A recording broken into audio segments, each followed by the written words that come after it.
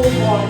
Pero, hindi ito yung typical move on song na ang hirap, alam mo yun, ang hirap, ang sakit, di ko siya makalimutan.